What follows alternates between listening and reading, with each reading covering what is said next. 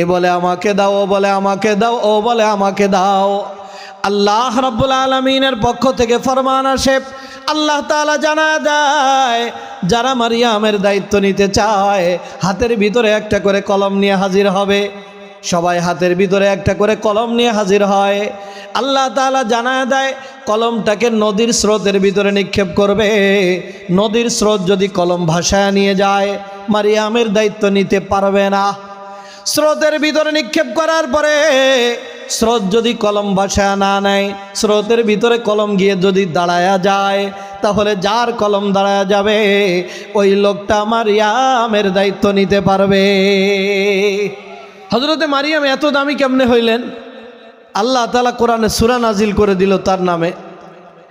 মারিয়াম অনেকগুলি কারণে দামি হয়েছে, মুফাসসিরিন ইকরাম অনেক কারণ লিখছে। তার মধ্যে উল্লেখযোগ্য একটা কারণ হলো মারিয়ামের বাবা মা বড় ভালো মানুষ ছিল। বাবা মা কি ছিল বলেন? ভালো মানুষ। আব্বা মা ভালো হইলে, নেককার হইলে ওই বাবা মার দেখা দেখি বাবা মার সন্তানগুলো নেককার হয়, পরহেজগার হয়। বাবা মা শিখায় নেকির কাজগুলো দেখে, আব্বা নামাজে দাঁড়ায় গেছে, সন্তানটাও পাশে গিয়ে নামাজে দাঁড়ায় যায়। কথা বলেন ঠিক কিনা? আমি অনেক সময় দেখছি, আমি যখন নামাজে দাঁড়াই আমার ছোট্ট বাচ্চা দুইটা ওরাও এসে আমার পাশে মুসাল্লার মধ্যে নামাজে দাঁড়ায় যায়। আব্বা মার দেখা দেখি সন্তানও নেককার হয়।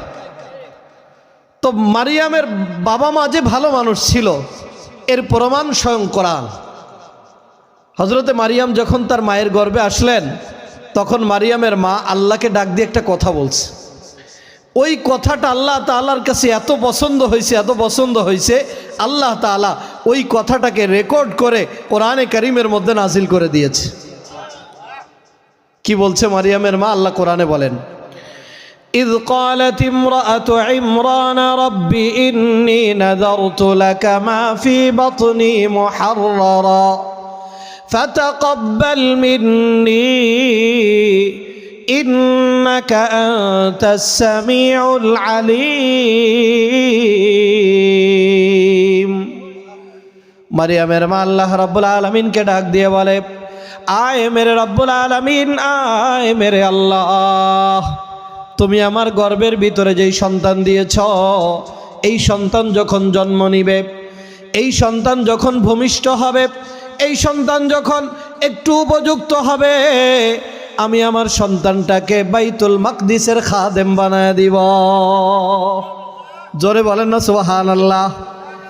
ইন্নী নাযারতু লাকা মা ফি বাতনি মুহাররারা, বলে আয় মেরে রব্বুল আলামিন, একটু বড় হইলে বাইতুল মাকদিসের খাদেম বানাবো। বলেন না সুবহানাল্লাহ। কি বলেন? নিয়তটা সুন্দর না? আল্লাহ রাব্বুল আলামিনের বড় পছন্দ হইল। এজন্য প্রত্যেকটা মায়ের কর্তব্য, প্রত্যেকটা বাবার কর্তব্য, যখন কোনো মায়ের গর্ভে সন্তান আসবে ওই মা আল্লাহকে ডাক দিয়ে আল্লাহর কাছে বলবে, আয় মেরে রব্বুল আলামিন, তুমি আমার গর্ভের ভিতরে যেই সন্তান দিয়েছ, এই সন্তান ভূমিষ্ঠ হইলে, এই সন্তান একটু উপযুক্ত হইলে আমি আমার সন্তানটাকে মাদ্রাসায় পাঠায়া দিব, আমি আমার সন্তানটাকে আলেমে হক্কানি রব্বানি বানাইতে চাই। এইভাবে করে সুন্দর একটা নিয়ত সন্তানের জন্য করবে। মনে রাখবেন, গর্ভে যখন সন্তান আসে, সন্তান গর্ভে নিয়ে মা যেই কাজগুলি করে এই কাজের একটা প্রতিক্রিয়া সন্তানের উপরে পড়ে। মা যদি বসে বসে কোরআনে কারীমের তিলাওয়াত করে গর্ভে সন্তান, মা যদি বসে বসে কোরআনে কারীমের তিলাওয়াত করে, মা যদি বসে বসে তাসবিহ পাঠ করে, মা যদি তাহাজ্জুদের ইহতিমাম করে, মা যদি বসে বসে আল্লাহর নামের জিকির করে, তাহলে আশা করা যায় ওই মায়ের গর্ভ থেকে যেই সন্তানের জন্ম হবে ওই সন্তানটাও পরহেজগার আল্লাহওয়ালা হবে। আর যদি মা যদি বৈশা বৈশা গর্ভে সন্তান নিয়ে জি বাংলা দেখে, স্টার জলসা দেখে, আসে না নাই? কি বলেন? কি বলেন? আসেনি? হিন্দি সিরিয়াল একের পরে এক দেখতে থাকে, সময় পাস করবে, কেমনে পাস করবে কিছুই পায় না, হিন্দি সিরিয়াল দেখে। আল্লাহর কসম করে বলি, যেই মায়েরা হিন্দি সিরিয়াল দেখে সময় পাস করে ওই মায়ের গর্ভ থেকে কশ্চিন কালেও নেক সন্তানের আশা করা যায় না। ওই মায়ের গর্ভ থেকে সন্তান হবে বদমাশ, সন্তান হবে চোর, ডাকাত, ছিনতাইকারী, সন্তান হবে চাঁদাবাজ। কথা বলেন ঠিক কিনা? এই জন্য যদি নেককার সন্তানের আশাও করব, আবার বসে বসে নেক আমলও করব না, তাহলে নেককার সন্তান আসবে কোত্থেকে? আচ্ছা আপনারা বলেন, এই যে আমরা যে সমস্ত আল্লাহওয়ালাদের নাম শুনি, নবী রাসূলদের নাম শুনি, একমাত্র আদম আলাইহিস সালাম ব্যতীত যত পয়গম্বর আসছে কোনো না কোনো মায়ের গর্ভ থেকে আসছে। কথা বলেন ঠিক কিনা? নাকি আসমান থেকে পড়ছে? আসমান থেকে পড়ে নাই, কোনো না কোনো মায়ের গর্ভ থেকে আসছে। যত আল্লাহওয়ালা বুজুর্গদের নাম শুনি, কোনো না কোনো মায়ের গর্ভ থেকে আসছে। এই জন্য মায়েরাই পারে শাহজালাল ইয়ামানির মতো সন্তান আমাদেরকে উপহার দিতে, মায়েরাই পারে মুজাহিদে আজম শামসুল হক ফরিদপুরি, মোহাম্মদুল্লাহ হাফেজজির মতো সন্তান আমাদেরকে উপহার দিতে। কথা বলেন ঠিক কিনা? এজন্য মায়েদেরকে নেককার হতে হবে। মা যদি নেককার হয়, ফ্যাক্টরি ভালো হলে ওই ফ্যাক্টরির মালও ভালো হয়। কথা বলেন ঠিক কিনা? মা যদি নেককার হয়, পরহেজগার হয়, কোরআন পড়নেওয়ালা হয়। এই যে আমি কোরআনে কারিমের তিলাওয়াত করি, গর্ব করছি না, বোঝার জন্য বলছি। এই কোরআনে কারিমের তিলাওয়াত আমার জবানে আমি আমার মায়ের থেকে শিখেছি। আমার মা আমাকে ছোট্টকালে বসায়া ফজরের পরে কোরআনে কারিমের তিলাওয়াত করতেন, বিশুদ্ধ তিলাওয়াত। কোরআন অনেক জায়গা থেকে মুখস্থ ছিল। সূরা ইয়াসিন, সূরাতুর রহমান, 30 নম্বর পারা, এগুলি আমি আমার মায়ের জবান থেকে শুনে শুনে মুখস্থ করছি। এই জন্য মা যদি ভালো হয়, তাহলে ওই মায়ের সন্তানটাও মায়ের দেখা দেখি, মায়ের জবান থেকে যখন দেখে মা কোরআন পড়ে, ওই সন্তানটাও কোরআন পড়নেওয়ালা হয়। হযরতে মারিয়াম রাদিয়াল্লাহু তাআলা আনহা, মা সন্তান গর্ভে নিয়ে মারিয়ামের মা আল্লাহকে ডাক দিয়ে বলে, إذ قالت امرأة عمران رب إني نذرت لك ما في بطني محررا فتقبل مني إنك أنت السميع العليم। মারিয়ামের মা আল্লাহকে ডাক দিয়ে বলে, আয় মেরে রব্বুল আলামিন, আয় মেরে আল্লাহ, আমার গর্ভে যেই সন্তান দিয়েছ, এই সন্তান জন্ম নেওয়ার পরে একটু উপযুক্ত হইলে আমি আমার সন্তানটাকে বাইতুল মাকদিসের খাদেম বানায় দিব। আমার আল্লাহর কাছে বড় পছন্দ হইল, কিন্তু নিয়তটা একটা করছে। নিয়ত করার পরে এর পরের বাক্যটা কি ব্যবহার করে দেখেন। আল্লাহকে ডাক দিয়ে বলে, ফাতাকাব্বাল মিন্নি, বলেন আল্লাহু আকবার। আল্লাহ রাব্বুল আলামিনকে ডাক দিয়ে বলে, আয় মেরে রাব্বুল আলামিন, আমি একটা নিয়ত করলাম, আমি একটা মান্নত মানলাম, কিন্তু এই নিয়ত করা তো আমার কাজ, নিয়ত পুরা করা আমার কাজ না। নিয়ত পুরা করা কার কাজ বলেন? আল্লাহর কাজ।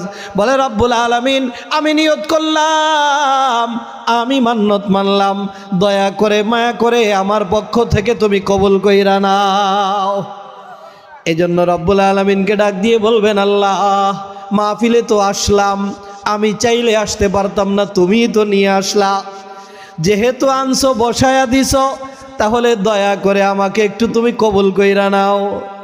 আল্লাহকে এইভাবে করে বলবেন। যে কোনো নেক আমলের সুযোগ হয়ে গেলে, ওই যে ইব্রাহিম আলাইহিস সালাম কাবা বানানোর পরে, কাবা নির্মাণ করার পরে এবার আল্লাহকে ডাক দিয়ে বলে, তাকাব্বাল মিন্না, বলে রব্বুল আলামিন, আমি তো চাইলেই পারতাম না, তুমি তো তৌফিক দিলা, তুমি শক্তি দিলা, তৌফিক দিলা, তোমার দেওয়া তৌফিক দিয়ে কাবা বানাইলাম, যেহেতু তুমি তৌফিক কইরা দিলা, দয়া করে মায়া করে এই কাজটাকে আমার পক্ষ থেকে কবুল কইরা নাও। মারিয়ামের মা আল্লাহকে ডাক দিয়ে বলে, ফাতাকাব্বাল মিন্নি ইন্নাকা আনতাস সামিউল আলিম। আল্লাহকে ডাক দিয়ে বলে, আল্লাহ দয়া করে মায়া করে আমার পক্ষ থেকে কবুল করে নাও। আচ্ছা এবার বলেন, সন্তান চাইলেন, বলে আল্লাহ সন্তান হইলে বাইতুল মাকদিসের খাদেম বানাবো। আচ্ছা খাদেম বানাইতে হলে সন্তান ছেলে লাগবে না মেয়ে লাগবে? কি বলেন? ছেলে না মেয়ে, কোনটা দরকার? পেটে গর্ভে যিনি আছেন ছেলে না মেয়ে? কি বলেন? গর্ভে যিনি আছে উনি মেয়ে, দরকার হলো ছেলে। এবার মারিয়ামের মা যেদিন সন্তান প্রসব করলেন, মারিয়ামের যেদিন জন্ম হয়, তাকায় দেখে ছেলে হয় নাই, মেয়ে হয়েছে। এবার আল্লাহকে ডাক দেয়। কি বলে ডাক দেয় আল্লাহ কোরআনে বলে, ফালাম্মা ওয়াদাআতহা ক্বালাত রাব্বি ইন্নী ওয়াদাতুহা উনসা। আল্লাহ রাব্বুল আলামিনকে ডাক দিয়ে বলে, আল্লাহ আমি তো একটা মেয়ে সন্তান প্রসব করেছি। তার মানে হলো রব্বুল আলামিন, আমি চেয়েছিলাম এই সন্তানটাকে বাইতুল মাকদিসের খাদেম বানাবো, কিন্তু সন্তান ছেলে হয় নাই, মেয়ে হয়েছে, কেমনে খাদেম বানাবো? আচ্ছা, মেয়ে যে হয়েছে, আল্লাহকে বলতেছে মারিয়ামের মা, এটা কি আল্লাহ জানে না? কি বলেন? মেয়ে হয়েছে এটা আল্লাহ জানে না? কি বলেন? আরে মেয়ে দিছে কে? তা আল্লাহ জানে না? কি বলেন? এই জন্য আমার আল্লাহ পরবর্তী অংশের মধ্যে আরো চমৎকার করে বলে, ওয়াল্লাহু আ'লামু বিমা ওয়াদাত। বলেন আল্লাহু আকবার। আল্লাহ রাব্বুল আলামিন বলে, তোমার যে মেয়ে হয়েছে এটা আল্লাহ ভালো করে জানে। আল্লাহু আ'লামু বিমা ওয়াদাত। এবার মারিয়ামের মাকে সান্ত্বনা দেয় আল্লাহ।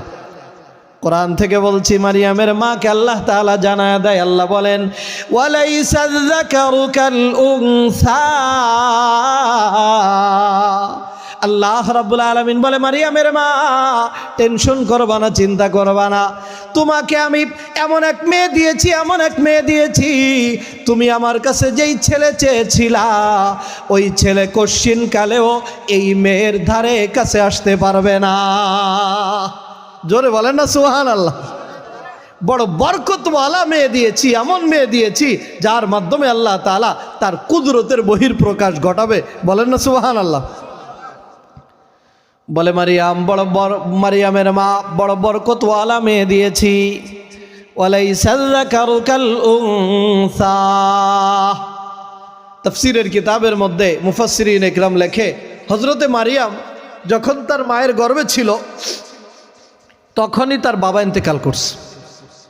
জন্মের পরে কয়েক বছর যেতে না যেতেই মাও ইন্তেকাল করছে।